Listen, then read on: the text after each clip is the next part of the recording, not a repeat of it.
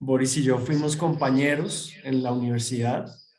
así que para mí esto tiene además un significado muy especial por la cercanía. Em, pues voy a comenzar hoy esta charla enfocándome un poco en el origen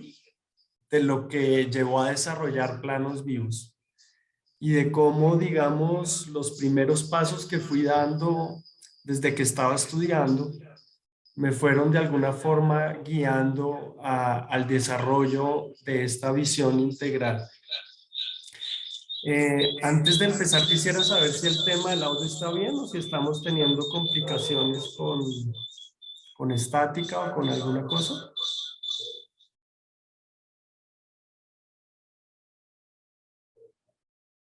¿Sí? Vale. Bueno, entonces voy a comenzar, voy a apagar igual mi audio acá en el celular. Y bueno, vamos a comenzar. Como les decía, voy a voy a compartir pantalla.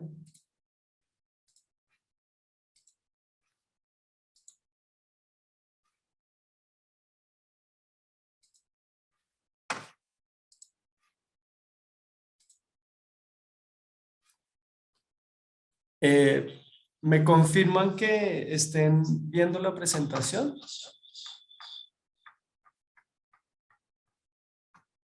Vale. Bueno, planos vivos es básicamente hoy en día una metodología que ofrece una visión integral de un territorio para poder desarrollar proyectos consecuentes con el lugar. Yo empiezo esta charla hablando un poco de arquitectura en el lugar del otro porque todo comenzó tratando de hacer, digamos, proyectos de arquitectura en lugares alejados, en otro tipo de culturas distintas a las que uno, digamos, está habituado por la experiencia de vida que tuvo desde niño y cómo la confrontación con una forma distinta de ver la naturaleza, el hábitat integral, pues obviamente tiene una incidencia sobre la forma en que habitamos, vivimos y por consecuencia lógica, por la manera que construimos y nos relacionamos con el hábitat. Y digamos que a mí siempre me inquietaron desde la universidad, yo diría desde el colegio, como las preguntas que tenían o que estaban conectadas a pequeños misterios por resolver. Y comienzo esta charla con algo que he venido abriendo últimamente, que es una incógnita que se me presentó en algún momento en Ciudad Bolívar, un barrio marginal en Bogotá, el más grande de Colombia. Y como en ese barrio marginal descubrí esa mancha que pueden ver ustedes ahí, que a mí me inquietó mucho, porque era una mancha y un borrón muy distinto al que yo estaba habituado a ver en Colombia. Resulta que en Colombia me tocó vivir a mí siempre este tema de la violencia desde que nací, las confrontaciones entre grupos armados, y encontraba uno estas suerte de manchas que después con el tiempo fui llamando borrones, y me inquietaron mucho porque con el tiempo fui entendiendo que el borrón en esencia era el testimonio de algo que se quería eliminar, pero que en el fondo se quería hacer evidente, porque estos borrones que vemos prácticamente en todos los lugares en Colombia, en espacios rurales y en espacios urbanos, vienen de la necesidad de borrar, digamos, escritos agresivos de grupos armados en los que le piden a uno, o no le piden, le obligan a uno, digamos, a marcharse y a largarse del lugar donde habita, porque si no, eso puede tener consecuencias. Me di cuenta que cuando las personas borraban, realmente estaban dejando el testimonio de algo que había pasado. Si uno quisiera realmente eliminar por completo este tema de lo que se había expresado de manera agresiva, pues uno pintaría, por ejemplo, en este caso, todo el muro de blanco, pero el hecho de pintarlo es con negro, encima lo que se había escrito está eliminando lo que se dijo, pero está dejando el testimonio de que hubo un acto agresivo. Y yo creo que esto habla mucho de una situación de un país como en el que yo crecí, donde la violencia es una constante y donde de alguna forma empezaba a ver esta manifestación de estos hechos en el día a día e incluso en las fachadas de las viviendas. Pero este borrón a mí me inquietó mucho porque era un borrón muy sutil el que había visto yo, era muy suave y era prácticamente del mismo color. Sin embargo, una pequeña diferencia en el color hacía ver claramente pues que se había tratado de ocultar algo, pero de otra manera, de una manera muy sinuosa y muy suave. Descubrir este tipo de cosas o tratar de resolver de alguna forma estos misterios que me llevó poco a poco como a profundizar en muchos componentes de la realidad y del hábitat y me llevaron a encontrar unas maneras de acercarme, digamos, distintas. Y por eso, como Boris mencionaba en su introducción, empecé a hablar en algún momento de la metodología y no solo de una metodología. Eh, Me parecía que era muy, yo creo que de alguna forma ingenuo, pero también muy arrogante pensar que uno puede desarrollar una metodología, un método lógico para comprender un hábitat humano, si precisamente un hábitat humano está expuesto a emociones y a una cantidad de aspectos que no se pueden llegar a concluir lógicamente, no se pueden llegar a definir y a explicar de manera lógica programada. Eh, por lo tanto, siempre debe haber una apertura y una posibilidad de acercarse a lo que podríamos considerar ilógico, a lo que no podemos entender desde una visión externa para tratar de desmenuzar y comprender por qué se dan ciertas situaciones que igual tienen un impacto muy fuerte sobre el hábitat.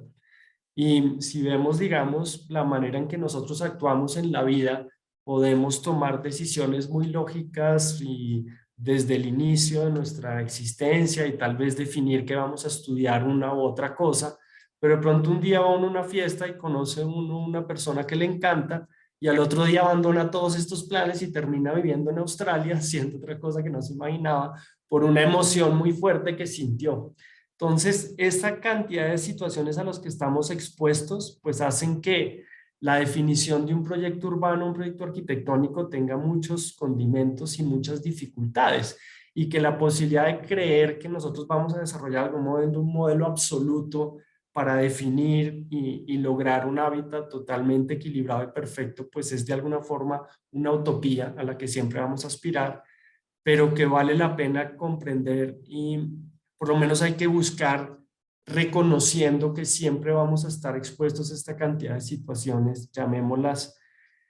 ilógicas, que debemos abordar con otro tipo de método. Entonces, básicamente la charla de hoy es un recorrido cómo termino descubriendo lo que hay detrás de ese manchón y cómo para llegar a eso no solo hay métodos científicos, programáticos, metodológicos, sino cómo también empieza a estar guiada mi búsqueda por unos aspectos que no son propiamente lógicos y que muchas veces recurren, por ejemplo, a disciplinas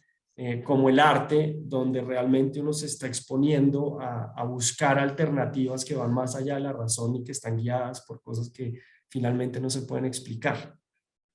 Aquí vemos el resumen de esos dos manchones en el barrio El Paraíso, en Ciudad Bolívar, ese manchón agresivo, ese borrón de un ocultamiento de algo que se escribió de manera violenta, y el otro muy sutil y muy suave.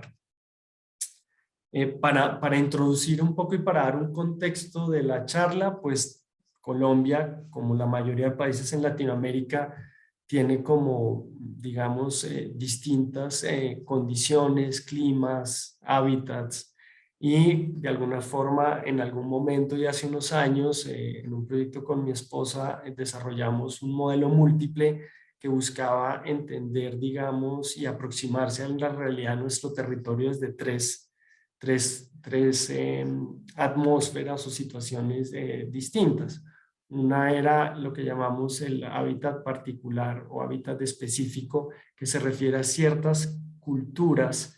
que comparten una manera de ver la vida, el lugar, de manera muy independiente dentro de su grupo, y pues en Colombia tenemos una variedad de grupos indígenas que habitan el territorio de una manera muy propia, con sus cosmovisiones y con su manera de entender el hábitat y de protegerlo. Por otro lado, tenemos unas realidades muy disímiles en cuanto a la situación particular de geografía, de clima, y curiosamente los límites abstractos que hemos creado para vivir un país como Colombia, como lo son los departamentos, que son límites políticos, pues no coinciden propiamente con las, digamos, lo que podríamos llamar unas zonas o microzonas que comparten geografía, clima y unas características específicas en cuanto al ecosistema y a la realidad geográfica que los permitirían de alguna forma enfocar como zonas de alguna forma prototípicas, como unas zonas que comparten unos condicionamientos y que en el momento que uno pasa de pronto ya otra zona dice aquí cambió el clima o la geografía o el ecosistema o una realidad que no había contemplado. Entender el país es más desde estos tipos de lógicas que desde los límites abstractos y políticos, pues obviamente permite desde la arquitectura del urbanismo hacer proyectos mucho más consecuentes con la lógica de la realidad del lugar. Y por otro está pues unos desarrollos urbanos, esto por ejemplo es Bogotá, donde el 50% de la ciudad se ha desarrollado de manera informal. Entonces el 50% de la ciudad es sobre la que de alguna forma hemos tenido efecto los arquitectos y los urbanistas, pero estamos hablando de la mitad de la ciudad que no ha tenido un enfoque desde una visión, llamémosla desde la disciplina, la arquitectura del urbanismo. Y ese 50% pues tiene un impacto muy fuerte. Yo desde la carrera de arquitectura siempre tuve una reflexión y una posición crítica frente al hecho de que los arquitectos no tuviéramos una mayor inherencia sobre esos barrios marginales y sobre la arquitectura informal y el urbanismo informal. De alguna forma la respuesta siempre era un escudo en nuestra profesión. Era el tema, esto no es culpa nuestra, esto es un problema de político, administrativo, de ingresos, está asociado a la pobreza y de cómo la ciudad crece de manera indiscriminada, precisamente de manera inapropiada e ilegal, pues es un tema que no tiene que ver con la disciplina. Y a mí me parecía que, pues que de alguna forma la posibilidad de afectar estos barrios informales tenía que darse desde una manera distinta, es una manera distinta de enfocar la arquitectura del urbanismo, ya no solo como el hecho del arquitecto que llega como Le Corbusier en algún momento para plantear la tabula rasa, borremos estos barrios y volvamos a construir una arquitectura de un urbanismo apropiado, sino por el contrario, cómo puedo empezar a trabajar y a desarrollar unas transformaciones que se deben dar desde el momento en que un individuo o una familia empieza a construir con unos patrones esa realidad informal. Porque si se empiezan a transformar esos patrones que ya existen y que empecé a estudiar poco a poco, pues esa modificación que es más llevada desde el fondo humano a la persona que edifica, pues obviamente eso tendría un efecto dominó sobre toda la informalidad. Cuando se piensa que no es un urbanismo que tenga una lógica y que precisamente es ilógico, y pues entraba ya la idea de la metodología. ¿Cómo puedo yo empezar a abordar eso que se considera ilógico y empezar a descubrir que sí hay unas formas de construcción que se repiten, o sea, unos patrones que definen después una gran masa urbana que ocupa el 50% de una ciudad tan enorme como Bogotá? Si se empieza a afectar y el individuo que empieza a seguir ese patrón ya empieza a aplicar unos nuevos, digamos, conceptos o unas nuevas lógicas o unas nuevas técnicas en las que se vuelve la vivienda más segura y el lugar digamos, más generoso en su espacio urbano y en su lógica de distribución, pues voy a tener una afectación sobre todo. Esto en el principio eran ideas y eran sensaciones que yo tenía desde la carrera con estas inquietudes, y lo que hice fue tratar de lanzarme a partir de experiencias directas para abordar, digamos, estas inquietudes y este panorama.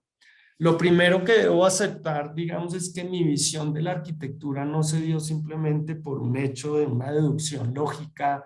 llamémosla académica, racional, para empezar a incorporar la historia, la antropología, los temas económicos y socioeconómicos dentro de un proyecto arquitectónico urbano, sino que se fue de una manera precisamente metodológica o de una manera, digamos, que está movida por estas fuerzas no siempre comprensibles del azar para que yo empezara a definir este camino. Y en mi caso fue conocer a Liliana. Liliana hoy en día es mi esposa, pero pues a mí Liliana me gustó mucho simplemente y empecé a seguirla por Colombia. Liliana empezó a estudiar antropología cuando yo había iniciado mi carrera de arquitectura y desde el año 1993 aproximadamente comencé, digamos, a acompañar a Liliana en su carrera, a hacer etnografías por Colombia, a recorrer Colombia para conocer, digamos, el hábitat desde la visión del otro, aplicando la alteridad, que es el principio fundamental de la antropología, que es conocer al otro desde el otro. Y empecé a entender al lado de Liliana y siguiéndole a ella por Colombia, pues que la antropología era una herramienta fundamental para la arquitectura y el urbanismo, y sobre todo para esa idea que estaba empezando yo a construir con el tiempo de trabajar desde esos lugares informales y desde esos lugares marginales. Después, digamos, de tener, digamos, esa filtración de la antropología y seguida de la historia en todo mi proceso de la carrera de arquitectura, tengo la opción al final de presentar un proyecto de tesis que hice con una compañera muy querida y muy inteligente y especial en la arquitectura, que fue María Cristina Perea. Y con María Cristina, pues tuvimos la oportunidad de salirnos un poco de la tesis tradicional y nos plantearon en la universidad la posibilidad de atender un proyecto con una comunidad del Cauca, una comunidad campesina que vive dentro de un resguardo indígena, que quería construir una biblioteca en su centro. Y esa biblioteca, digamos, lo que buscaba era que los niños del lugar y de esa vereda campesina rodeada de un resguardo indígena tuvieran la oportunidad de estudiar en su vereda sin necesidad de irse del lugar. Ese proyecto era un proyecto planteado por Eliezer Morales y por otros líderes de la región como Miguel Arias, que eran jóvenes que han tenido la oportunidad de tener becas en la ciudad y que después querían, digamos, que retribuir esta posibilidad a las personas y a los niños y a los jóvenes de su vereda. Y pues nos invitan y María Cristina y yo tenemos la oportunidad de presentar un proyecto de tesis y el proyecto de tesis se convierte inicialmente en un documento de descripción del hábitat desde la etnografía como herramienta construida a partir de un viaje donde uno va y convive con las personas del lugar y a partir de esa convivencia plantea un proyecto que se amolda a las, digamos, a los hábitos y a las costumbres del lugar y que busca aprender de los materiales, de la espacialidad, de los aspectos inmateriales asociados al territorio. Nosotros desarrollamos un proyecto de tesis, lo entregamos y después, digamos, nos graduamos y nos fuimos cada uno por nuestro camino.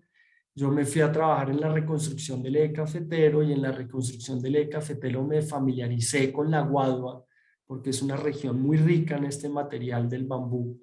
y aprendí realmente esas técnicas y después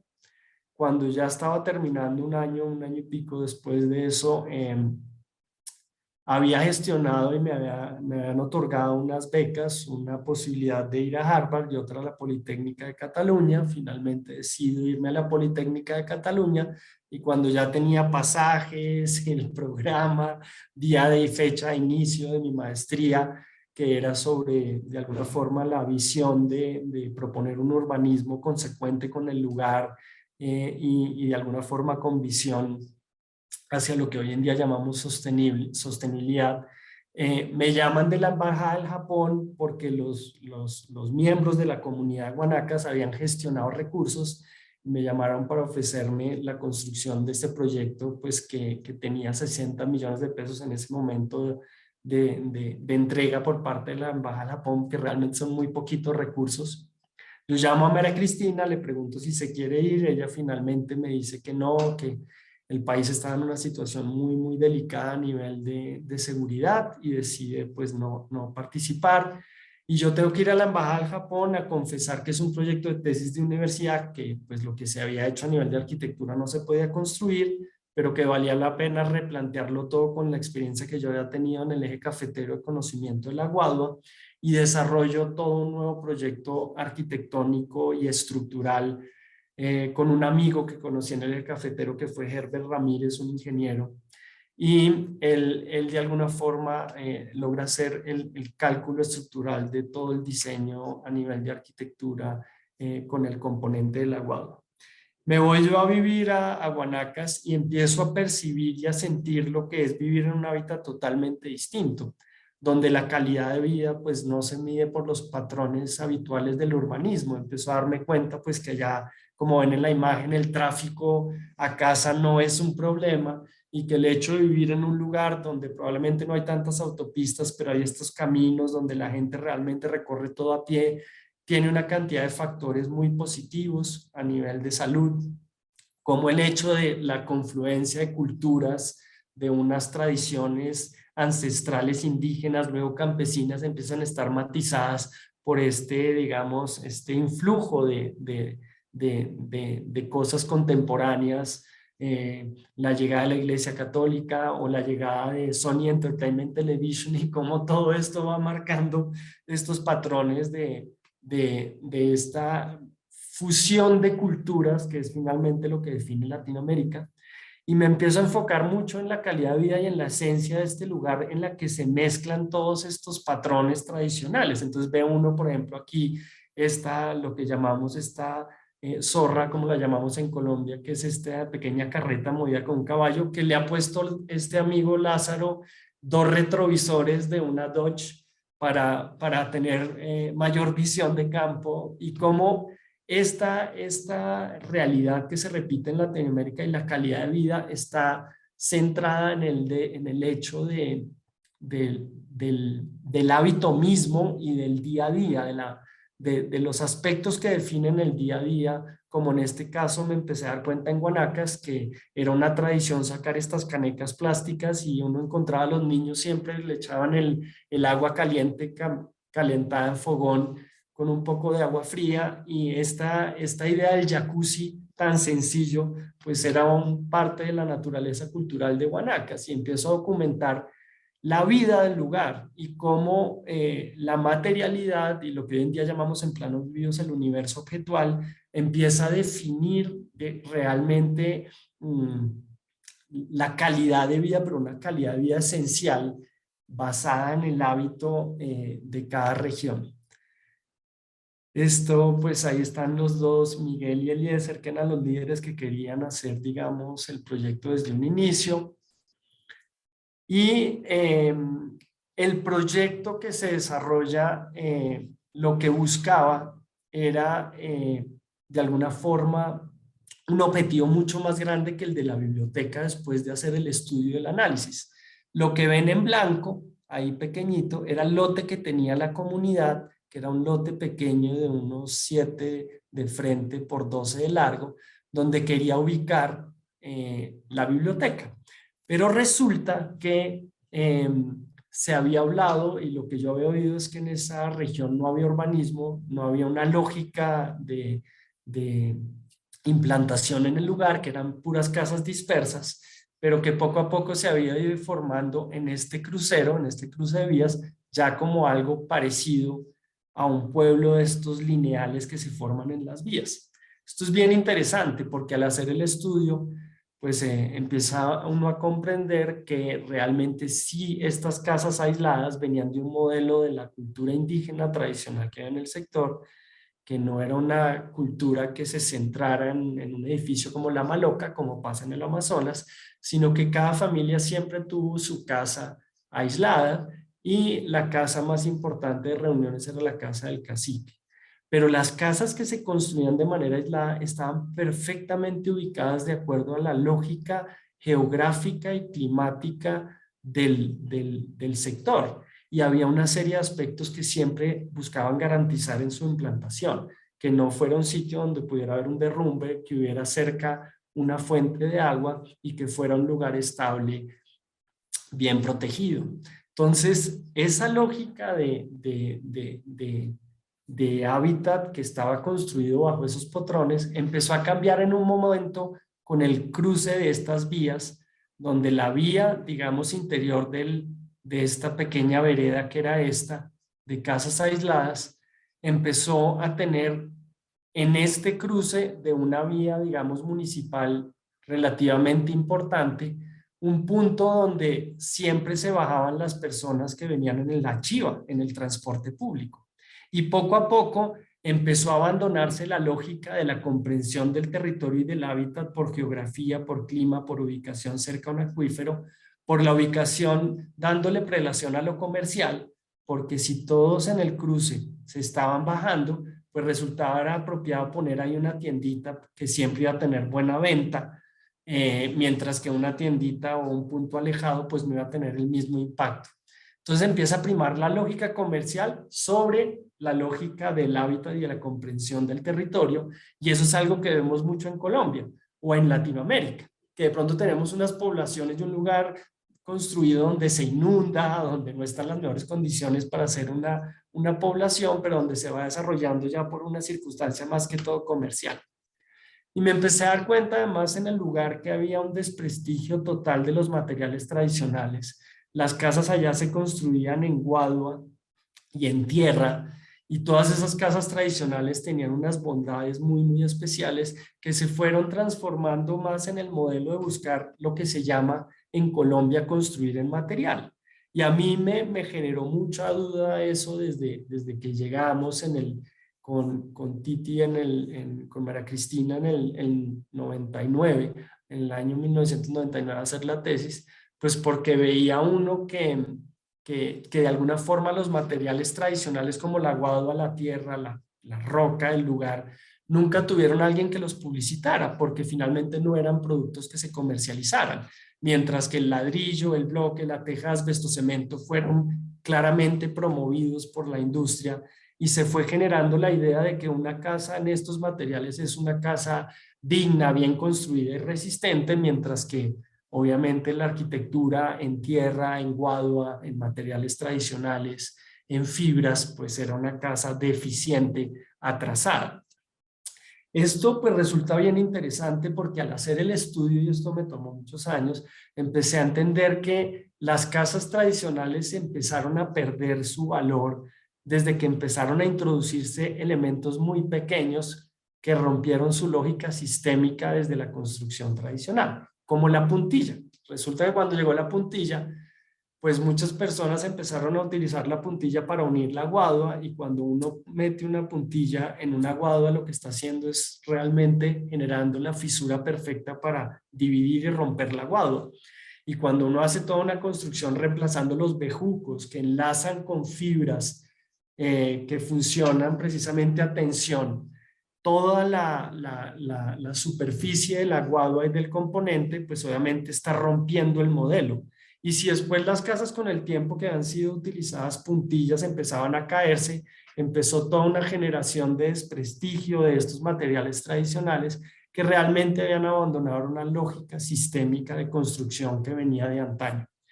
Entonces, pues la búsqueda y lo primero que propuse y que lo que se propuso es volver a recuperar materiales tradicionales que eran altamente económicos, porque eran materiales que estaban totalmente disponibles en la región, y que si recurríamos a aspectos como las mingas, que son las uniones comunitarias para construir en comunidad, digamos, las casas, que era como se hacía antiguamente la construcción de las viviendas, pues podíamos retomar además culturalmente unos factores de construcción y unos procesos de construcción muy amigables que generan buenas relaciones, que hablan de la necesidad de construir uno mismo su vivienda, de ser autosuficiente, pero además de generar unas relaciones que a la postre pues generan además mayor economía. Y desarrollo pues el diseño pues de la biblioteca después de haber trabajado en el eje cafetero con una lógica que lo que buscaba en el fondo desde que hicimos la tesis era de alguna forma rendirle un homenaje a la arquitectura tradicional campesina. Y esto tenía una idea y un propósito muy claro. Generalmente lo que veíamos en la ruralidad en Colombia es que siempre la idea del progreso estuvo asociado a algo nuevo que llegaba de afuera y que rompía con todo.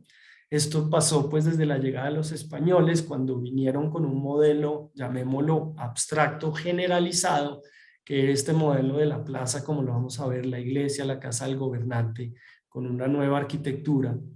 Y de alguna forma en las poblaciones se dio la idea de que lo local era lo atrasado y lo que no ofrecía una posibilidad de continuidad hacia el futuro. El hecho de retomar, digamos, los materiales tradicionales, de volver a utilizar los procesos de alguna forma que culturalmente permitían una construcción de carácter colectivo, el hecho de que la imagen del proyecto fuera cercana a una casa campesina en su materialidad y en su espacialidad, esto habría una posibilidad de conexión y de validación de procesos locales que si además estaban después sumados a la posibilidad de la innovación y de utilizar nuevas técnicas y de llevar estos materiales a nuevas dimensiones, partiendo de las que ya existían, pues obviamente eso podía ofrecer una visión de futuro en la que se integrara lo local y lo global, lo propio y lo universal. Y así pues desarrollo finalmente el modelo de tanto urbano como arquitectónico de esta pequeña biblioteca que lo que buscaba era continuar esta tradición de construir en Guadua, tierra, con fibras naturales como la paja de páramo. Y empezamos a construir todo eso en comunidad, en colectivo. Yo me fui realmente, inicialmente iba a vivir un año allá, pero conociendo las lógicas del lugar y las dificultades para construir, para sacar, por ejemplo, la gravilla, pues teníamos que esperar a que bajara el río, ir con burros a sacarlo del río. Entonces, pues eso hacía que el impacto sobre el cronograma pues fuera amplio y el proyecto se tuvo que hacer en dos fases y finalmente estuve viviendo 3 años en el lugar. Y el hecho de vivir uno con la comunidad, con una familia, en una casa de tierra, de construir esto con la comunidad en una posición más dialógica y de pues realmente más horizontal en el trabajo, pues empezó a generar unos procesos muy positivos. Y ya cuando terminábamos la biblioteca, pues había esa relación entre algo muy cercano, un material que trabajamos en conjunto, que sacamos juntos, que construimos y moldeamos juntos, pero al mismo tiempo era algo absolutamente novedoso en su estructura y en sus características. La estructura y toda la primera fase se terminó en el año 2001 y la parte de acabados a finales del 2002, 2003, con el componente arquitectónico, pues, de una arquitectura que fusionaba técnicas tradicionales con técnicas modernas. Y el hecho de haberlo construido en comunidad, pero en una región altamente, digamos, con muchos problemas de seguridad y con conflicto armado y todo eso, hizo que la biblioteca fuera un lugar curiosamente visto por los grupos armados de una manera distinta, porque había sido construido precisamente en comunidad y la posición de la comunidad no era de entender esto como un proyecto público, como un proyecto externo, sino como algo propio que merecía el respeto pues de todos los grupos y cómo esto fue transformando también unas dinámicas en un lugar donde salir de noche pues era algo más bien poco habitual, pero cómo la biblioteca se convierte de alguna forma en un espacio iluminado donde confluye las personas, que era importante a nivel del concepto. El solo concepto y la manera en que se planteó el proyecto buscaba redefinir de alguna forma la funcionalidad única de la biblioteca como un espacio donde yo voy a leer, y lo que busqué con el proyecto al cambiar la ubicación y no ponerlo en el lote, ese blanquito que ustedes vieron en el mapa, fue replantear la posibilidad de tener una idea de centro que fuera distinta a la que habían visto en toda la región, que estaba precisamente asociada a la plaza, a la iglesia y a la casa del gobernante como los aspectos que habían sido introducidos como la lógica de una población o de una ciudad desde la colonia. Y ahí voy yo a una reflexión que tuve, pues de hecho yo viví en México con Boris y cuando vivimos en México yo entendí algo de manera muy profunda que me marcó para siempre y fue después de haber ido al Amazonas con Liliana, que fue un lugar que a mí me transformó la visión de la arquitectura y del urbanismo en Latinoamérica. Empecé a llamar a la Maloca indígena el edificio inteligente de América Latina, porque viviendo en el Amazonas con los Nunuya había descubierto cómo la Maloca estaba siendo llamémoslo, un patrimonio vivo y una edificación viva que se había mantenido en el tiempo desde el legado de los incas, de los aztecas y de los mayas. A diferencia de la imagen que vemos ahí, que es Teotihuacán, o todas las culturas, los edificios de culturas mayas e incas que predominaron y perduraron en el tiempo por su materialidad, porque eran construidos en roca y hoy en día podemos ir y subirnos a la pirámide del Sol y de la Luna y recorrerla. Podemos concluir rápidamente que igual esa es una arquitectura muerta, perduró la materialidad, pero la cultura y la esencia de la vida ya no existen. Pues uno va y visita Teotihuacán, pero lo visita más como con ese fervor de ir a Walt Disney, porque uno está yendo a ver algo que realmente ya no está vivo y uno tiene que recrear a partir de la arqueología y de la historia lo que existió. Lo interesante es ver cómo una cultura como la de Teotihuacán, gracias a que pudimos estudiar en la maestría de arquitectura prehispánica en la UNAM con los mejores profesores, pues descubrimos que una ciudad como Teotihuacán, que lo que buscó fue generar un orden administrativo en el que construía este gran imperio, esta gran materialidad, buscando obviamente que las poblaciones cercanas que se dedicaban al cultivo les dieran un porcentaje para poder ellos ir edificando esta gran masa de ciudad que fue esta ciudad azteca. Pero muchos de los vestigios arqueológicos y la conclusión de la mayoría de los arqueólogos y de las teorías más reconocidas es que Teotihuacán sucumbe y colapsa antes de la llegada de los españoles por la devastación del lugar. Y esto demuestra pues que eran unos procesos que podían no ser claramente sostenibles, como si lo fueron estas pequeñas poblaciones, como la de los Nunuya en el Amazonas donde viví, que buscaron fue mantenerse en un territorio, entender la lógica, en este caso de la selva, y de estar en un sistema de rotación de cada 10 años, donde cada 10 años se modifica el lugar donde viven para dejar descansar los terrenos donde antes habían estado. Y en ese modelo seminómada, lo que siempre se vuelve y se construye con materiales perecederos es una maloca que tiene unas proporciones, una lógica, una forma de construirse que se mantiene en el tiempo. Una conclusión muy básica me ha llevado con el tiempo a entender que estas pequeñas poblaciones que fueron mal entendidas desde la llegada de los españoles, que no las vieron como una amenaza, porque ellos se decidieron fue atacar fue a las grandes culturas imperiales como los aztecas, los mayas y los incas, realmente tenían la semilla de una visión efectiva para mantenerse en el tiempo vivos y al mismo tiempo mantener su entorno. Y la Maloca pues finalmente era ese símbolo de un edificio inteligente que manifestaba y contenía no solo una materialidad, sino una visión de abordar la existencia y toda esta lógica inmaterial asociada a un territorio. Y esta conclusión de que una maloca es el edificio perdurable, el que perduró, no solo como materialidad, sino como colectivo, como visión, llamémosla administrativa, como visión política y colectiva del entorno, pues obviamente tenía una semilla muy bonita para replicar y para continuar en una fusión entre esa lógica de la materialidad de las pirámides y esta lógica, digamos, mutable de la arquitectura tradicional. Lo curioso es que todo esto lo fui aprendiendo fue a través de los viajes y lo fuimos aprendiendo con Liliana y sintiendo en los recorridos por Colombia, como vemos a la izquierda, conviviendo con distintas comunidades que basaban su existencia en la inmediatez de lo local, de sus recursos propios, de la disponibilidad de lo que existía en el lugar, a diferencia de estas otras culturas donde finalmente hubo unas amenazas que fueron así, llevándolas al colapso. Ahí está el maestro Donet enseñándome en esta imagen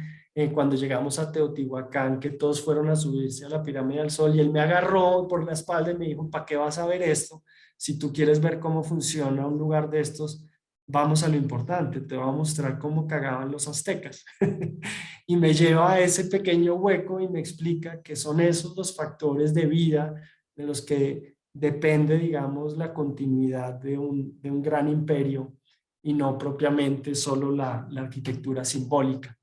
De alguna forma, lo que se buscó con la biblioteca, lo que traté, digamos, de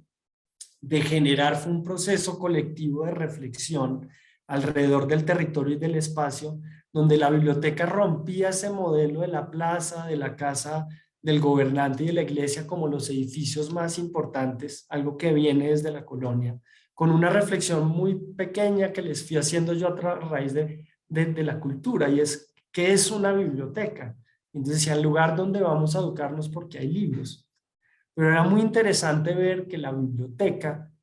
en Colombia, la Red Nacional de Bibliotecas se construye a partir de un producto básico, que son 6.000 volúmenes, que son como el compendio de lo que llamaríamos la cultura. Cuando se abre una biblioteca, se mandan 6.000 volúmenes, que son como el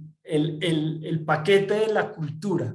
que se deposita y que se guarda en una biblioteca. Y si finalmente la biblioteca es el lugar donde está el saber, la primera pregunta que me planteaba yo con ellos era si finalmente el conocimiento que debía tener esta pequeña biblioteca era simplemente esos 6.000 volúmenes traídos en el que está Jean-Paul Sartre, en el que está Bukowski, en el que está Cortázar, en el que está Cervantes, en el que está Einstein, en el que está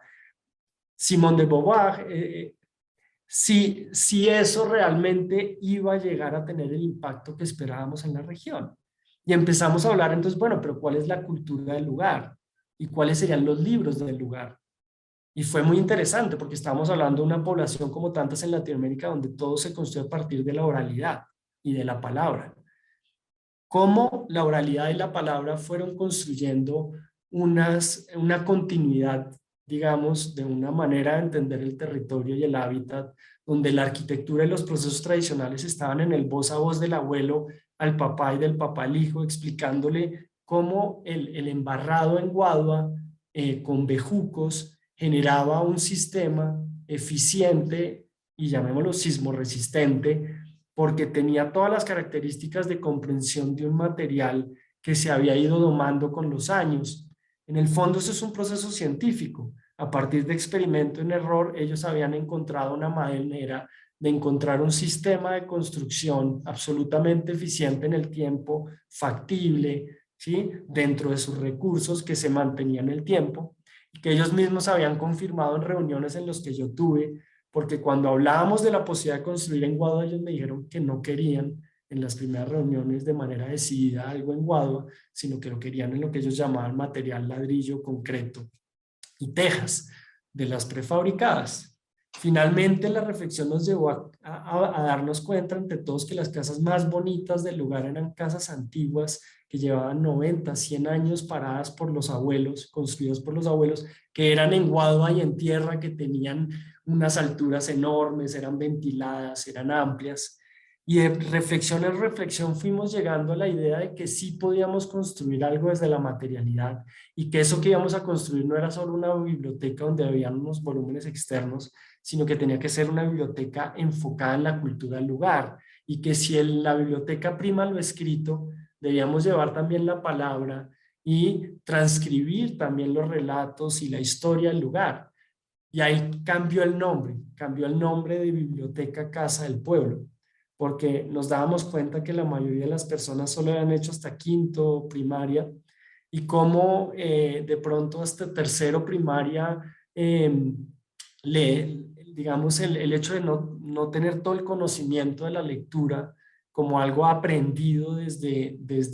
el colegio, generaba como una barrera donde las personas se sentían un poco cohibidas a ir a un lugar donde finalmente se podía exponer algo que ellos consideraban una deficiencia, que era no leer bien. Entonces, la biblioteca como tal podía ser algo que rememorara lo que en algún momento fue la iglesia o la casa del gobernante, que fueron de alguna forma construcciones que se trajeron y se plantaron y frente a las cuales pues había cierto temor si al principio uno tenía una forma distinta de entender la espiritualidad y de relacionarse con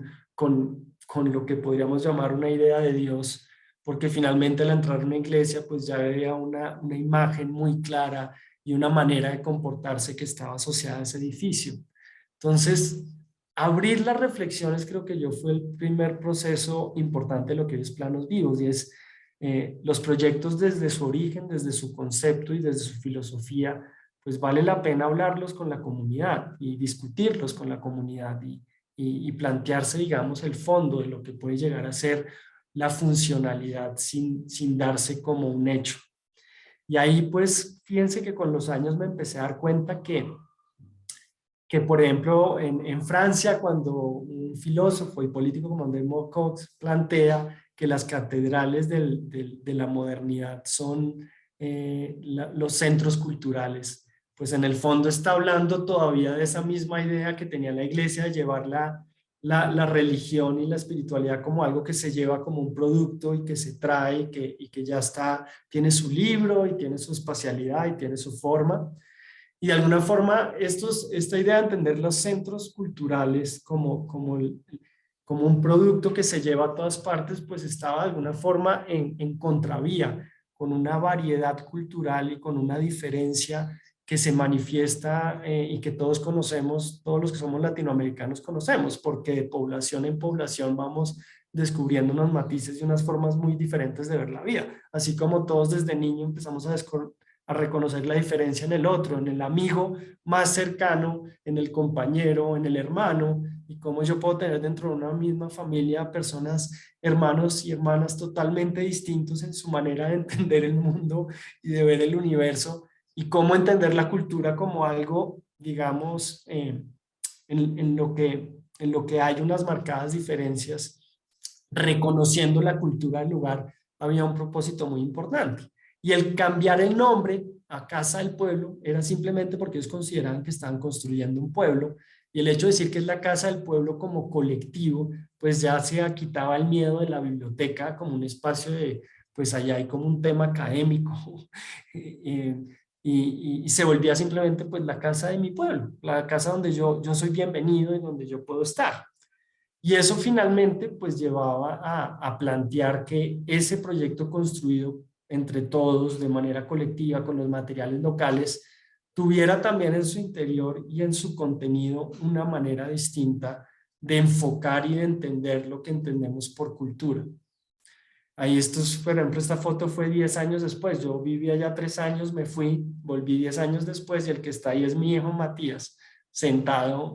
cuando regresamos ya con esto. Pero el esfuerzo para que el contenido de la biblioteca fuera un contenido que, digamos, estuviera basado en la cultura local, comenzó con un proceso que abrí yo, que era que la comunidad escogiera a las 12 personas más queridas, no las más importantes, tipo líder comunitario, que con el tiempo fue transmutando en una teoría que hoy en día aplicamos en Planos Vivos, que son los líderes humanos, que son simplemente las personas más queridas del lugar, que son realmente las que aplican cierto tipo de alteridad y tienen la capacidad de aceptar a cada persona como es, sin importar de qué equipo de fútbol es hincha o de qué posición política es. Y fue muy bonito porque inicialmente yo lo pensé para el círculo de la comunidad de Guanacas, para esa vereda, y ellos me dijeron que no, que lo querían ampliar a toda la región. E hicieron una convocatoria a toda la región para que cada comunidad, en cada pueblo de Tierra Adentro, escogiera la persona que ellos consideraban más valiosa o más querida, y alguien que valiera la pena rendirle un homenaje. Y yo empecé a pintarlos al óleo en fondo negro, con una razón muy clara, y es que los edificios patrimoniales en Tierra Adentro son todas las iglesias coloniales muy especiales, muy bonitas además, construidas de una manera magnífica. Pero la pregunta era, ¿por qué las iglesias coloniales son nuestro patrimonio y lo demás no? Los vestigios de arquitectura indígena, los vestigios de arquitectura campesina construida en tierra. Y cuando entré a las iglesias, pues lo que reconocía uno siempre era estas pinturas al óleo de arzobispos, de reyes, de personas muy importantes pues en la era de la colonia, que además en esa época ustedes se acuerdan que llegaban con estos adornos gigantes en los cuellos, que era como la moda de la época, estos adornos que como que generaban un marco de la cabeza. Y me di cuenta pues que en contraposición a eso, pues las personas del lugar tenían cuellos desnudos muy, muy fuertes. Estos campesinos y estos indígenas que trabajan la tierra tienen una musculatura en los cuellos impresionante, son cuellos muy grandes. Y decidí hacer lo contrario de alguna forma con esa pequeña, digamos, ese cambio de unos personajes muy, muy bien vestidos con estos cuellos gigantescos a unos personajes que se ven ahí como un poco en la penumbra, iluminados, claramente iluminados, pero de alguna forma desnudos. Y esa desnudez de estas personas con estos cuellos muy, muy grandes y muy firmes, fue lo que empecé a pintar yo, reuniendo ya llegaban las personas seleccionadas en la región para que yo las pintara y empecé a pintar estos óleos que fueron finalmente los cuadros que están hoy en día colgando en la biblioteca. Pues la idea era no solo pintarlos al óleo como lo hicieron con los grandes monarcas y figuras importantes del catolicismo en la era de la colonia, sino la idea era que ellos pudieran dejar sus testimonios y que estos fueran los primeros volúmenes o libros de la biblioteca construidos a partir de la oralidad y del relato. De alguna forma este ejercicio etnográfico se fue convirtiendo con el tiempo, lo que en Planos Vivos llamamos las cartas de vida, que son ya un documento que va en, digamos, que es un paralelo a la hoja de vida. Si en la hoja de vida yo me muestro desde el tener, tengo estos títulos, tengo estos conocimientos, tengo estos certificados laborales, cosa que en el campo es muy duro. Cuando uno pide generalmente una hoja de vida a una persona en la ruralidad, le cuesta mucho trabajo porque desde el tener generalmente no tiene títulos, no tiene certificados. Me empecé a dar cuenta que abrir yo el propósito de la carta de vida, que era describir lo que es uno desde el ser, desde su experiencia de vida, desde que nació, su relación con los abuelos, con los padres, las inquietudes que fue teniendo como persona, pues era un valor muy, muy importante y un principio de desarrollo totalmente distinto al que se puede fundamentar sobre una lectura socioeconómica, que es lo que da la hoja de vida. Con los años esto se fue transformando en que la carta de vida y la visión desde el tener y desde el ser debían ser un complemento necesario a la hora de analizar cualquier hábitat. No solo puedo entenderlo yo desde el tener, desde todos esos aspectos socioeconómicos duros por los que se mide el desarrollo de una población desde la Segunda Guerra Mundial, sino también empezar a tener en cuenta todos esos factores desde el ser, de lo que hoy en día se está empezando a llamar bienestar, que en el fondo es la calidad de vida asociada a unos aspectos que no son propiamente materiales y que están además asociados a la manera en que yo veo la vida, la disfruto y desde el sentir. Y finalmente, pues en la biblioteca quedaron quedaron 12 cuadros pintados al óleo y las 12 historias de vida transcritas, los que muchos de ellos no sabían escribir y se los escribía la nieta. Y entonces en esos textos están estos relatos muy bonitos que puede leer un niño de Guanacas o de la región al ir a la biblioteca. El hecho de adelantarse a que los primeros volúmenes no fueran los 6.000 que llegan como el paquete, sino el hecho de hacerlo antes y de construirlo con tiempo y de hacer las pinturas, empezó a sembrar esa noción de que pues nuestra cultura y nuestros conocimientos de alguna forma sí eran el fundamento de ese espacio y lo que se debía nutrir desde la raíz de lo que es ese lugar. Y aparte de eso, de lo que llamamos el factor humano, yo empecé a documentar y a rayar y a pintar sobre lo que yo veía que era un hábitat absolutamente delicioso para vivir. Mientras yo viví 3 años allá, fui increíblemente feliz y empecé a tratar de entender por qué era tan feliz, aparte de la pureza del aire, de bañarme con agua de la quebrada, de realmente había unos aspectos de la naturaleza, del hábitat y de la manera en que se relacionaban en ese territorio que iban, que tenía de alguna forma un encanto particular y un bienestar muy, muy evidente que se manifestaba en la calidad de vida que uno tenía en el día a día. Y empecé a documentar cosas tan sencillas como esto que ven aquí, es que cada vez que subía yo al lugar de la obra y en mis recorridos, siempre había ropa colgada entre las calles y en los exteriores y en los caminitos. Y esa mezcla entre la naturaleza y la ropa colgada siempre daba, digamos, una visión renovada del espacio, pero además era muy bonito ver cómo algo tan sencillo y tan común como lavar la ropa y desplegarla para que se seque de una manera más ecológica, porque no es con una máquina, sino con el viento, hacía que este lugar parecía siempre como cuando adornan las calles con colores y con guirnaldas. Y empecé a documentar la ropa colgada porque me pareció que había ahí un tema que más allá de la razón me atraía y que me parecía muy interesante. Este es mi cuaderno de la época en Guanacas y ahí pueden ver cómo yo veía con la ropa colgada como personas, pájaros y formas. Y esa documentación me llevó a pintar poco a poco una serie de cuadros que están reunidos en la parte central de la biblioteca, que lo que buscaba yo en esa época era dejar un testimonio en el interior de la biblioteca de lo que era ese hábitat en términos de relación entre casas, viviendas y personas. Y entonces empecé a pintar estos cuadros donde al principio empezó a aparecer esta ropa colgada en la que yo veía personas o formas y la esencia del muro, simplemente la fachada de la casa. Y empecé a tener la idea como y la necesidad de arrancar un poco esas fachadas, de arrancar de tomar esas fachadas prestadas para juntarlas todas en el espacio central de la biblioteca con su ropa colgada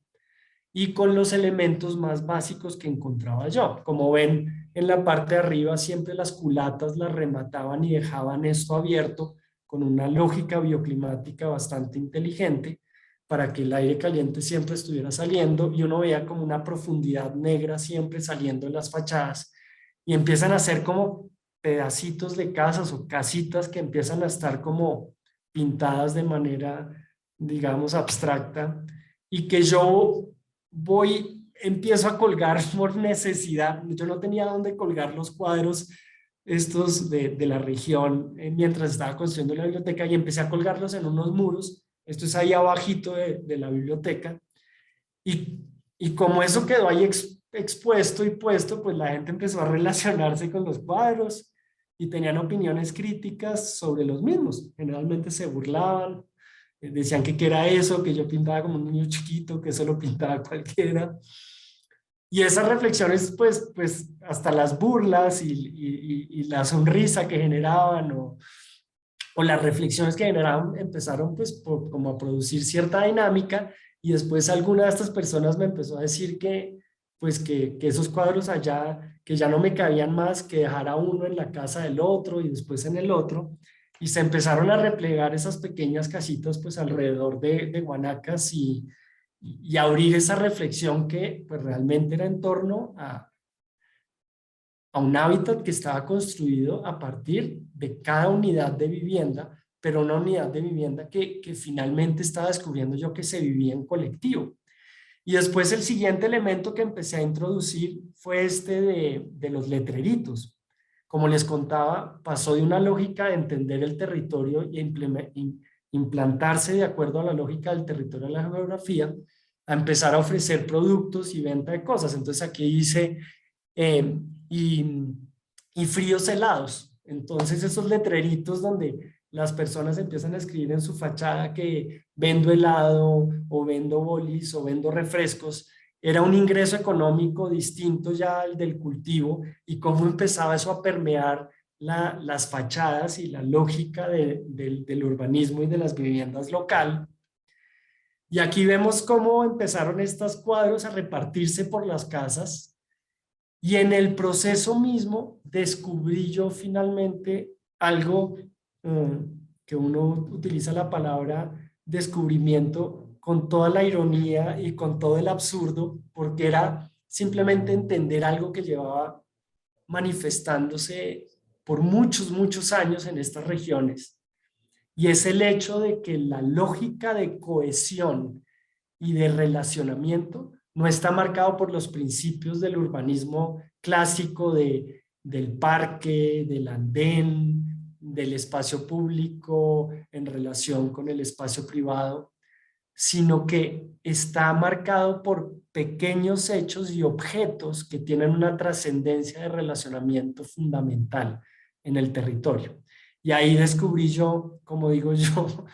que sería más como dice Lelutier, como Rodrigo Díaz de Carrera, que descubrió algo que ya estaba descubierto, pero me di cuenta que todas las casas campesinas tenían una banquita en el frente. No sé si ustedes visitando Latinoamérica se han dado cuenta que en todas las casas campesinas uno va en un espacio rural y hay una banquita y uno se sienta y cuando se sienta en esa banca no aparece un portero, un vigilante a decir que uno no se puede sentar ahí, no suena una alarma, no hay una reja, sino que es un espacio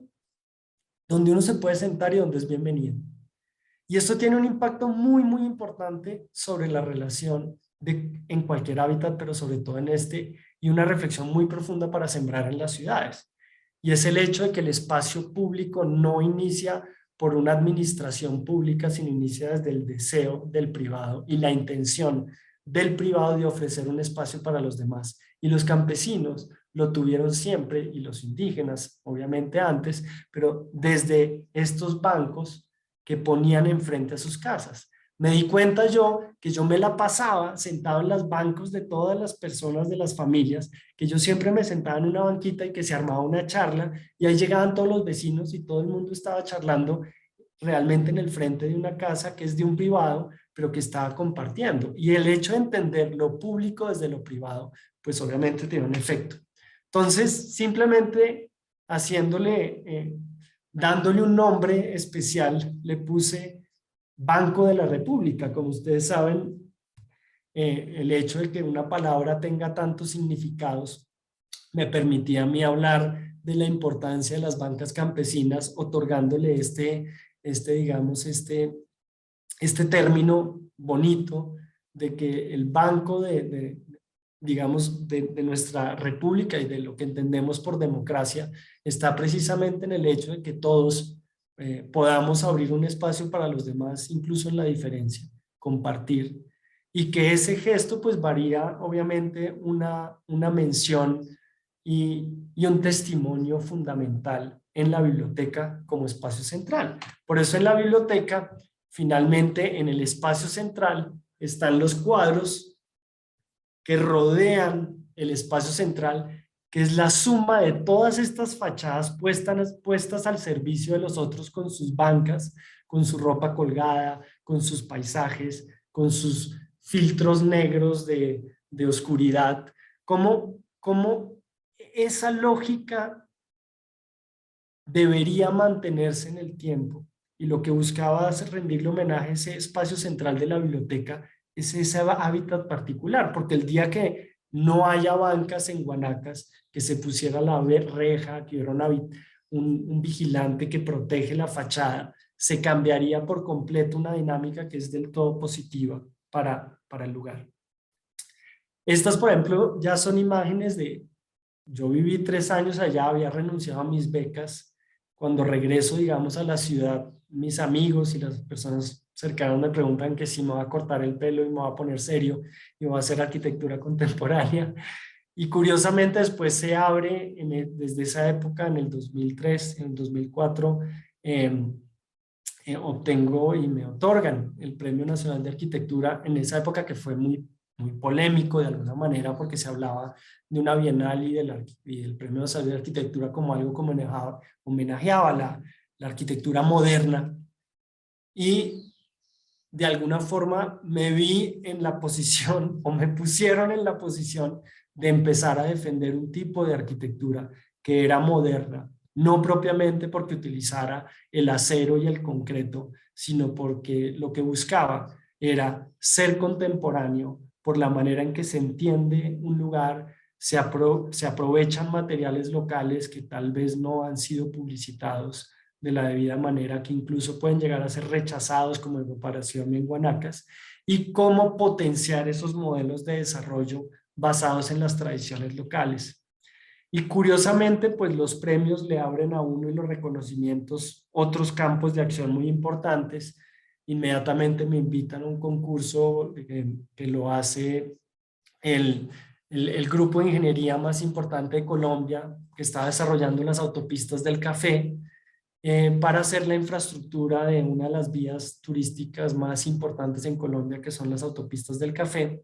Y yo aprovecho esa oportunidad para volver a trabajar con Herbert Ramírez, el ingeniero, y desarrollo un sistema de anclajes en la Escuela Nacional de Ingeniería con Herbert Ramírez, haciendo pruebas de todo tipo del bambú, del aguado, de la resistencia, para finalmente formalizar un tipo de proyecto que habría un nuevo horizonte en esa época en Colombia en el uso del aguado, porque utilizaba unos anclajes en acero y una manera de emplear la guadua que no debía rellenarse con concreto fluido, como finalmente lo había logrado y planteado Simón Vélez con Marcelo Villegas y en Colombia, abriendo, digamos, un horizonte importante por ese camino. Para mí lo que pasa es que en esa época me parecía que la guadua no podía seguir expuesta simplemente al trabajo artesanal de la guadua, y yo estaba buscando también llevar en este tipo de proyectos la guadua, por ejemplo, a un nivel más industrializado en el que no tuviera que tener un artesano experto al lado haciendo una boca de pescado para encajar perfecto en la otra guadua, sino cómo utilizar anclajes de manera muy eficiente para llevarnos al futuro. Y me pareció un proyecto bonito al que le metí toda la ficha, que le puse como nombre Puertas Abiertas, porque me acordé que pues todos los campesinos y comunidades pasan por estas autopistas diariamente en los buses, y me imaginaba yo qué sentirían si lo que me habían dicho siempre, como cuando llegué a Guanacas, que la guadua ya era para cercas de corrales, pues podían ver que era un material proyectable hacia el futuro, con una visión incluso de una arquitectura absolutamente contemporánea y moderna. Y pues finalmente cuando uno pasaba por los peajes que se empezaron a construir en el 2005, pues en esa época ver semejante dimensión, una luz de 50 metros de lado a lado, con este modelo estructural que utilizaba Guadoy y herrajes en acero y tensores, pues obviamente producía una imagen de la guadua es un material con una posibilidad importante a futuro, cosa que después fui logrando con los años con otros proyectos, como cuando me encargaron la infraestructura temporal de la feria más importante de la cultura en Estados Unidos, que se da en el Washington Mall con el Smithsonian, y logré plantear, digamos, un modelo de una arquitectura nómada basado en los sistemas de hábitats diarios que utilizan los Nukak Maku, que simplemente apoyan unas hojas muy grandes sobre palos en la selva. Y yo, retomando esta idea, hice el proyecto de la hojamanta, y aprovechamos de nuevo para llevar este proyecto a Estados Unidos, donde cumplimos con todos los parámetros del tema de ingeniería en Estados Unidos, logrando validar, digamos, nuestros anclajes en el extranjero, y con eso poder cumplir uno de mis grandes sueños, que era validando anclajes y sistemas, después poderlos incorporar en vivienda de interés social en Colombia, que siempre ha sido mi gran propósito y lo que siempre marcó, digamos, mi ilusión en el desarrollo de una arquitectura que tuviera como objetivo solucionar problemas fundamentales. Y todo el modelo y el proceso de la Guadua, pues finalmente, y todos los procesos de arquitectura que he venido desarrollando con los años, pues se fueron dando también gracias a poder armar equipo, por ejemplo, como con Herbert Ramírez, mi amigo ingeniero calculista que se le midió, digamos, en su momento a que hiciéramos pruebas en la Escuela Nacional de Ingeniería y a empezar a hacer pruebas con nuestros propios anclajes. Ahí conocí ya también con el tiempo, por ejemplo, a mi socio hoy en día, que es Pablo Lisa, que es una magnífica persona y ser humano, con el que hoy en día tenemos, digamos, una empresa, eh, con dos empresas paralelas independientes, donde nosotros en Planos Vivos desarrollamos todo lo que es investigación, diseño y desarrollo de proyectos, y Pablo se encarga de la construcción de los proyectos bajo toda esta visión de reconocer mucho al maestro, al obrero, al que trabaja con nosotros de igual a igual de manera ideológica, horizontal y desde la alteridad. Y para rematar ya esta charla, pues los quiero hacer simplemente una guía para el descubrimiento de lo que inicié, que era el tema de los borrones en nuestro territorio y de estas manchas y de esta relación entre lo construido y la piel y las manifestaciones que se dan en las viviendas con lo que pasa a nuestro alrededor y con la manera en que se van proyectando y construyendo de manera informal nuestras ciudades. Este, por ejemplo, es otro borrón que me impresionó mucho en un pueblo donde trabajé en Colombia, donde sucedió una de las peores masacres en la historia de Colombia, que es El Salado, donde fui invitado por la Fundación Semana, que es uno de los medios de comunicación más importantes en Colombia, y ahí fui invitado por Claudia García, la directora, para desarrollar el proyecto de transformación del centro donde había ocurrido la masacre, construyendo la Casa de la Cultura en el lugar donde había sido quemada y destruida por quienes perpetraron la masacre. Y ahí encontré yo este borrón que no era pintura negra para tachar lo que se ha escrito, sino que es casi que raspado y casi que uno puede sentir casi con las uñas que se raspa una pared en tierra y la cal para que no se vea lo que se escribió ahí de manera ofensiva y violenta, pero donde finalmente queda ese testimonio de algo que ocurrió y que es algo muy fuerte para uno de descubrir en un país como el de uno. Y ahí lo vemos al lado, ese borrón en una de las casas del pueblo construidas en tierra. Como ese proyecto de transformación lo que los llevó es hacer fue la primera vez que apliqué el plano vivo ya llevado a un nivel interactivo. Eh, Gracias a poder tener, por ejemplo, y tener un aliado como Pablo, mi socio, que es es una persona increíblemente capaz en todo este manejo de la tecnología. Y digamos que pudimos llevar por primera vez a cabo una ilusión que yo tenía, que era y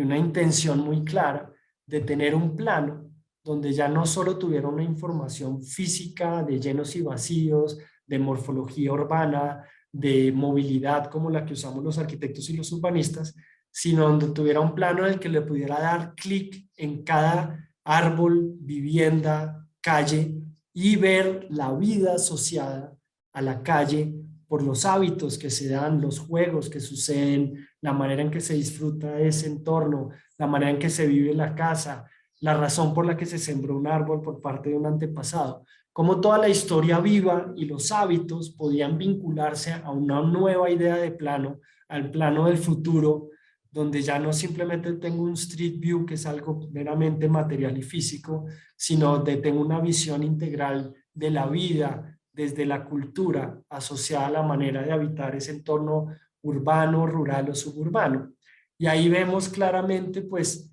que la transformación del lugar donde fue la masacre, que fue el centro, que tenía una cancha multideportiva para jugar fútbol, hacer asados, pues se ha convertido en un esqueleto de unas porterías oxidadas que parecían casi que huesos. A mí me impresionó mucho cuando llegué que me dijeron que si quería ir a ver los tiros, porque donde fue la masacre estaban los huecos de los tiros de donde mataron a las personas. Y ahí pues cuando fui yo, me gusta mucho el fútbol y lo juego desde niño, pues me fijé más en los tiros desde el punto penal y me di cuenta que desde niño siempre hemos buscado los seres humanos trazar unos límites sobre el territorio que nos permitan sobre todo enfrentar nuestras diferencias. Un juego como un partido de fútbol es el enfrentamiento de la diferencia de manera simbólica. Tú quieres meter gol allá y yo acá, pero lo hacemos bajo unas reglas de manera, digamos, absolutamente, llamemos el término civilizado, donde yo si traspaso un límite y le pego una patada a otro cuando le va a pegar al balón, pues eso merece una sanción y se genera un penal. Y cómo toda esa lógica de límites es finalmente la construcción de la república o la construcción de la democracia. Es buscar unos límites en los que encontremos la manera de solventar pacíficamente nuestras diferencias. Y la cancha como centro tenía eso, y me di cuenta que después de la masacre se perdió, pero me di cuenta que quedaban algunas pocas líneas todavía pintadas, como sueltas dentro de esa masa en concreto, y empecé a documentarlas. Y me planteé si se podía llegar a reconstruir esa cancha y volver a pintar, pero esa cancha había perdido su significado y lo que era, porque ahora todos la recordaban como el sitio donde fue la masacre. No se trataba de reconstruir la cancha. Y cuando hicimos la investigación, nos dimos cuenta cuando les preguntamos a la comunidad qué los unía, que cada uno de los individuos fue respondiendo esta pregunta, resulta que al 55% los unía a hacer una limpieza. Y eso se dio porque después de la masacre todos abandonaron el pueblo, pero 10 años después, cuando volvieron, se lo había comido la maleza, y entre todos empezaron a tener el hábito comunitario de unirse cuando alguien llegaba y tenía que limpiar su casa, porque eso es un trabajo muy difícil, limpiar la casa con machete de la maleza. Y entonces iban todos juntos a limpiar esa casa o esa calle en conjunto, y ese hábito se mantuvo en el tiempo. Y entonces utilizar la limpieza como principio de transformación urbana del lugar donde fue la masacre fue el principio de origen para plantearle a la comunidad la posibilidad de hacer una limpieza del lugar de la masacre. Y nosotros no iniciamos el proyecto de transformación material hasta que no hicimos este proceso simbólico, de alguna forma ritual, en el que la comunidad se decidió a salir con una decisión de ellos que fuera justo, de manera simbólica, una fecha o día después del día en que se ha perpetrado la masacre en, en su población. Tocó esperar casi 8 meses a que se cumpliera el ciclo, y un día después, según calendario del día que fue la masacre, salió la comunidad e hizo la limpieza. No de manera fácil, no de manera absolutamente colectiva, donde absolutamente todos están de acuerdo. Hubo un pequeño grupo de jóvenes que llegaron al lugar, dijeron que no iban a permitir que eso se transformara en eso, que para ellos era una cancha de fútbol y que la habían construido para jugar fútbol y que no se pueda convertir en otra cosa. Lo dijeron de manera emotiva y agresiva incluso, pero fue muy bonito porque incluso yo alcancé a reconocer que estaba equivocado y que probablemente todos de pronto habíamos asumido que transformar esto, digamos, en un espacio de memoria, pues no era lo adecuado. Los más ancianos tomaron la palabra y algunos líderes empezaron a hablar de la necesidad igual de transformarlo de alguna manera, y que así como ellos también lo han construido para que sus hijos utilizaran ese centro como cancha de juego, pues probablemente transformarlo, sin importar en qué se transformara, pero transformarlo colectivamente con el sentido de hacer algo que manifestara un cambio en la manera de entender ese espacio y de mostrar una manera de vivirlo hacia el futuro, en el que no se olvidara nunca lo que pasó, pero donde también se abriera una posibilidad de empezar a transformarlo hacia el futuro. Pues fue algo que finalmente generó un diálogo muy bonito y muy extenso, donde mucho más tarde se prendieron las motobombas y empezó la comunidad a lavar ese espacio. Y esa que fue la primera intervención en ese pueblo, hablo yo mucho de, realmente en términos materiales como arquitecto yo no construí nada, no hay algo que se pueda llamar una construcción material, pero sí hay una construcción inmaterial. Y eso plantea mucho sobre lo que es la arquitectura y el urbanismo a futuro. No necesariamente construir sea un tema que se va a entender desde la arquitectura y el urbanismo en la materialidad exclusivamente. Construir también puede ser un proceso colectivo para vivir una calle, para entender un lugar donde hubo una masacre pero donde las personas van a recordar que se hizo una limpieza y donde todos salieron un día después de la fecha de la masacre a hacer este lavado.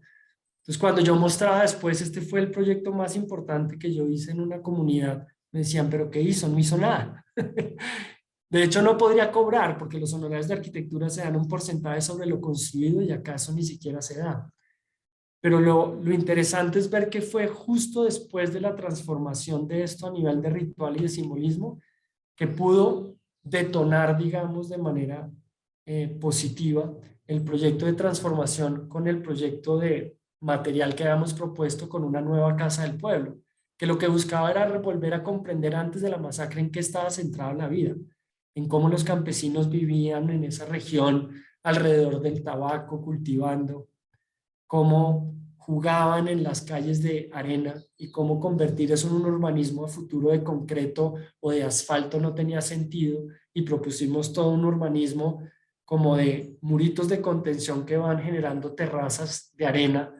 donde finalmente se da la vida, donde los recorridos también se dan en Ferrari, como este pelado que le puso a su burro Ferrari y sacaba a su novia a pasear en Ferrari, y cómo la vida está asociada a unos hábitos como tumbar la silla de cuero contra un palo, cosa que a mí en la casa mi mamá me prohibía, pero que realmente es un deleite, y cómo esas cosas tan sencillas van componiendo la vida y la calidad de vida en cualquier lugar, como jugar dominó debajo de un árbol con una mesa que se tiene que mover alrededor de la sombra, que es donde está el lugar donde está la reunión,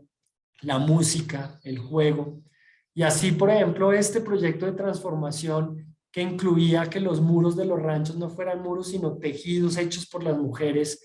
a partir de retazos de recolección de ropa reciclada, que fue lo que siempre hicieron en el lugar, y de cómo convertir alrededor del árbol más antiguo, que era el árbol de Cocuelo, una idea de centro de nuevo colectivizada, donde el rancho no es menos que la construcción moderna y donde la relación con la cultura seguía el mismo patrón de casa del pueblo que había hecho en Guanacas, pues ya empezaba a modular y a generar una visión de la arquitectura que ya no era un proyecto inicial en Guanacas, sino que ya era una sumatoria de proyectos que compartían esta misma idea y en los que siempre ha cabido la innovación, pero me he preocupado porque la innovación no sea exclusivamente en la forma, en una forma abstracta o una forma innovadora, sino en poder llevar, por ejemplo, energía solar, como se hizo con Ibriteca aquí en el Salado, eh, para generar un paradero que fuera un árbol solar que finalmente permite el funcionamiento de todos los abanicos y de los computadores en la biblioteca. Y empezó también la idea que venía desde el Banco de la República en Guanacas de empezar a volver los objetos como en potenciadores de la economía local y desarrollé este elemento que se llama la Madora y que partía del hecho de que cuando llegué al Salado, a esta población, todo el mundo me decía que la gente era muy locha y eran muy vagos porque se la pasaban echados, porque cuando uno llega al Salado después de coger el bus, el jeep, cuánta cosa, llega más o menos a las 11 y de 11 a 3 de la tarde las personas siempre están, como ven en la imagen de arriba a la izquierda, echados en las losas en concreto. Esto es porque es uno de los sitios más calientes en temperatura, en clima de Colombia, y las personas habían adquirido el hábito de madrugar, se iban a sus cultivos desde las 3, 4 de la mañana para evitar el sol y estaban regresando a las 10 de la mañana cuando el sol empieza a pegar duro, se recostaban y a las 3 de la tarde se iban al rancho a guindar el tabaco y a arreglar cosas del cultivo y hacer preparaciones, porque la lógica era una lógica de vida y una lógica laboral totalmente adaptada al clima y a la lógica precisamente climática y geográfica. Pero después de la masacre, cuando perdieron sus tierras y ya no tenían la posibilidad de ir a cultivar en sus horarios, les empezaron a ofrecer en fincas que trabajaran de 8 a 5, porque trabajar en horas extras pues obviamente sale más caro, y ellos empezaron a rechazar esa posibilidad porque decían que uno trabajando allá de 10 a 3 de la tarde, 11 a 3 de la tarde se muere, cosa que es cierto. El sol es tan duro y el calor es tan fuerte, pues que nadie resiste trabajar en esos horarios. Y entonces este proyecto tan sencillo, que es desarrollar un objeto de diseño industrial para los jóvenes que decían que se querían ir del pueblo, pero cuya respuesta frente al futuro era qué quisieran ser y decían quisiera ser poner un negocio y tener un negocio, pues la idea fue desarrollar un proyecto productivo que partiera de algo tan sencillo como echarse, validar el hecho de que echarse o botarse a descansar en un lugar caliente es algo absolutamente importante y tiene un bienestar y algo asociado al ser, repensarse, meditar, sentir. Y entonces viendo que ellos se echaban siempre o en una losa o cuando tenían más posibilidades en una silla costeña, que es esas que permite bambolearse, o en una hamaca, decidí fusionar la hamaca y la mecedora y surgió la amadora, que hoy en día pues le ha permitido a un grupo de soldadores de la comunidad pues tener unos ingresos importantes y la amadora se convirtió en un símbolo y ha sido premiada y fue, por ejemplo, en Artesanías de Colombia cuando se lanzó uno de los productos de diseño más vendidos. Y todos estos proyectos productivos a los que les puse una marca que se llama Libre de Marca, lo que buscan es retomar el valor de estas tradiciones con visión, lo que hoy en día se llama visión sostenible, que es perdurar a largo plazo, reutilizar, pues son productos que he venido desarrollando con el tiempo, como por ejemplo los comunitarios, que fue cambiarle el nombre a los individuales que usamos para comer, y el solo hecho de ponerle comunitario a un individual ya cambia el sentido de la manera en que me siento en la mesa. Y el hecho de que se ha hecho de retazos por mujeres de una población donde históricamente se han utilizado y reutilizado los retazos, pues empezaba a tener un sentido de una lógica proyectual. Y termino ya con el descubrimiento de los borrones y cómo este pequeño borrón que yo había sentido distinto en un barrio marginal como Ciudad Bolívar tenía su origen en algo totalmente distinto al de los borrones agresivos. Yo empecé a pintar estos borrones con lo ven este cuadro al óleo y cuando yo pintaba, pues obviamente mis familiares decían, pero Simón de pronto con sus capacidades pintar esto que parece una un masacote hecho por un niño de primaria, pues hacia dónde va. Yo empecé a pintar estos pequeños borrones parecidos como esos manchones parecidos a los de la pared y empecé a subirlos a Ciudad Bolívar, esto después de Guanacas, porque acuérdense que Guanacas al haber colgado los cuadros se había generado algo muy bonito, es que la gente se reía, opinaba, y el hecho de llegar a un lugar, cuando uno va a un lugar, a cualquier población en el mundo a hacer una investigación o a construir, los que lo investigan a uno son los locales. Uno no llega, uno dice, voy a ir a investigar el lugar, pero realmente ellos no investigan a uno. ¿Quién es este? ¿De dónde viene? ¿Qué está haciendo? ¿Por qué está merodeando? Así como uno mira e investiga a quién está rodeando la casa de uno y la vivienda de uno. Y entonces cuando yo llegaba con el cuadro siempre pasó algo muy bonito. Era una excusa para iniciar diálogos de una manera totalmente distinta. Cuando yo llegaba a los cuadros, yo los paraba cerquita a los otros donde había manchones y borrones y generalmente se le acerca uno a la gente y le dice, ¿qué es eso que usted tiene ahí? Le decía, no, pues esto es como, pues yo le decía, pues la verdad no sé qué es. Me decían, sí, se nota que no saben. Y yo, bueno, es una pintura como estos borrones que he visto que son como manchones, ¿tú sabes qué es? Y me decían, pues no, yo tampoco sé qué es. Pero ese diálogo me fue llevando a descubrir que, por ejemplo, en las casas que siempre estaban cerradas en los barrios marginales, yo oía ruidos. Y yo le preguntaba, empecé a preguntar que si esos ruidos eran de animales, de perros o de gatos que habían o dejaban dentro de la casa. Y después alguien me dijo, no, son niños. Y yo, ¿cómo así que son niños? Me dijo, sí, es que aquí las mamás cuando los niños salen del colegio le dicen a los hijos que se metan a las casas bajo llave y que no le abran a nadie. Y a mí me pareció que esa circunstancia era la casa por cárcel para la infancia en Colombia, que tenemos miles de niños encerrados en sus casas porque sus mamás les piden que no salgan por temor a que les pase algo. Y entonces me di cuenta que para conocer a esos niños y conocer esa situación yo tenía que ir a los domingos, que era cuando las mamás, la mayoría de las mamás cabeza de familia que son abandonadas por sus esposos, cuando quedan embarazadas o a través del tiempo, que es un patrón que se repetía sistemáticamente en los barrios marginales en Colombia, o en Colombia en general, estas mamás cuando se quedaban solas, pues obviamente tenían que asumir la vida de una manera distinta. Empecé a ir los domingos y al ir a golpear en estas mismas casas salían las mamás y yo hablaba con ellas y me contaban su historia. Y fueron estas mamás las que me empezaron a contar que hubo un momento en el que se habían quedado solas con sus hijos y que había un momento cuando se habían quedado solas después de un proceso de construcción que había durado años de manera ilegal y que yo empecé a documentar llevando mis cuadros como excusa, como en este caso. Ellos habían empezado a construir estos barrios informales, primero consiguiendo un lugar, un lote, que se hace además de manera colectiva en grupo, porque si alguien solo invade un lote, pues le cae la policía y lo sacan, pero si son muchos unidos, lo cual implica como buscar relaciones de personas que están en la misma situación, buscaban un lote y en una sola noche con palos y plásticos construyen lo que de alguna forma en Colombia se llama como un tugurio, que es simplemente una construcción informal hecha a base de palos y plástico, que después con el tiempo tratan de rigidizar un poco y de poner más estable con latas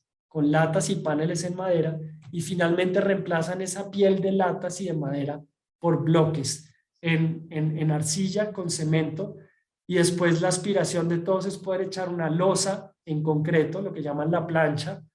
porque si echan la losa ya el espacio abajo puede ser un local comercial o algo y ellos pueden vivir arriba, y eso es lo que llamo la lógica progresista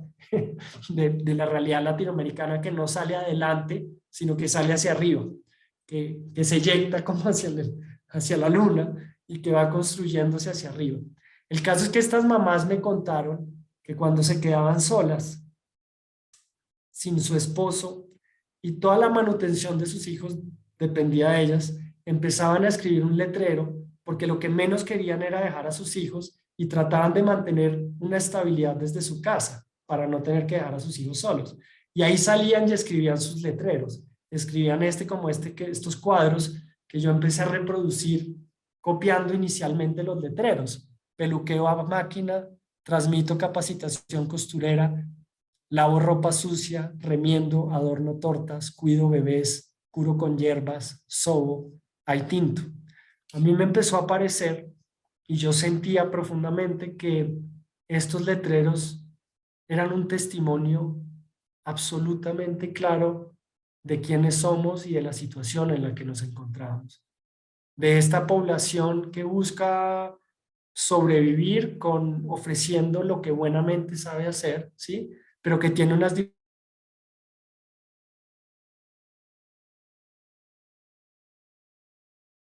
alguna forma tener más. Y lo que me di cuenta hablando con ellas es que había un momento en el que no habían podido mantener a sus hijos desde su casa y desde su lugar, y habían tenido que irse, como en este letrero de hacemos cualquier cosa. Habían llegado al punto de hago cualquier cosa para sobrevivir y habían tenido que emplearse como empleadas de servicio, como meseras, y habían tenido que empezar a desplazarse desde muy temprano, yéndose a la ciudad y regresando en altas horas de la noche. Le han pedido a sus hijos que se quedaran en sus casas, y en ese momento habían hecho algo que genera ese borrón y ese misterio del que les hablé al principio, con el que concluyo mi charla, que es empezar a tapar los letreros en los que ellas ofrecían empanadas, ofrecían cosas de tomar, porque lo que menos querían es que alguien llegara a golpear en la vivienda y hacer salir a sus hijos. Y entonces estos borrones son borrones muy sencillos, que en los que tratan de buscar el mismo color yéndose a la ferretería a tratar de sacar el mismo amarillo, cosa que es imposible, porque los que hemos pintado sabemos que llegar al mismo tono es imposible, es un infinito de tonos, y así queda relatado de alguna forma ese documento y ese precedente de lo que eso es un barrio marginal, con el cual desarrollé después un proyecto que se llama Casa de Valores, documentando las historias de vida de las personas,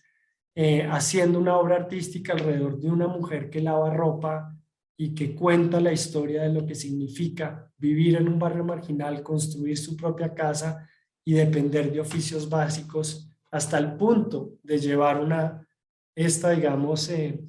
obra ficticia, este personaje ficticio, a la Plaza de Bolívar, sembrando, digamos, esta arquitectura marginal con su ropa colgada enfrente a nuestro centro del poder, donde se evidencia la necesidad de empezar a construir desde estos lugares, comprendiendo profundamente su lógica y volviéndose parte de esas dinámicas para transformarlas desde adentro. Muchas gracias a todos. Simón, muchísimas gracias por compartir tus experiencias, por mostrarnos